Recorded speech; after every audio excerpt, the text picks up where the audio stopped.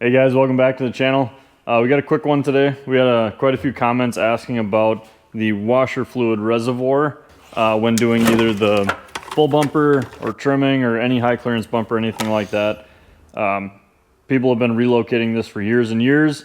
Short answer, easiest, cheapest way to do it, get you a ZJ Grand Cherokee bottle. Come on over here and I'll show you what we're talking about here. So Charlie relocated his with a ZJ washer bottle. The pumps will plug right in. Your sensor or your low level sensor will plug right in, and you're actually shortening it. So if you're not like Charlie and you actually shorten all your lines, you can tuck it in there really nice. Some of the WJs have the evap canister for the fuel fumes or the gas fumes located right here, which Charlie did. His purge solenoid is still here.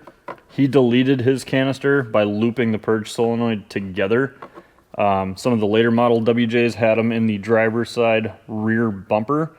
A lot of people run into issues when they do like a tank tuck. Camera guy did a tank tuck. His is located in the rear. Did you get rid of yours or did we put it on top? I can't remember.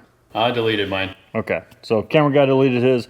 I did a tank tuck way back in the day on a WJ I had, and I left a little bit of room on top of the tank, and I just stuffed everything up on top. So these will drop right in. There's two different types of bottles for a ZJ.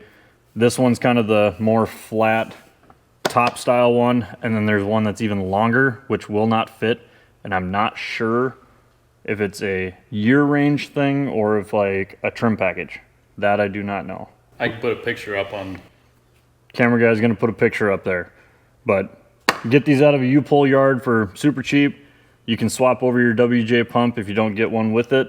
Otherwise, everything else plugs right in. Do a little better than Charlie and actually bolt it in instead of zip stitch it in. But even zip tied in, it's holding pretty good. And he's wheeled it a couple times like this.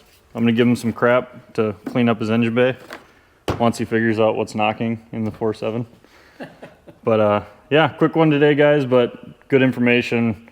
It helps with a lot of our product and a lot of our video because we don't get everything in there on every shot, and we try to, but drop your comments and we'll point out as much as we can along the way. So thanks for hanging out, guys.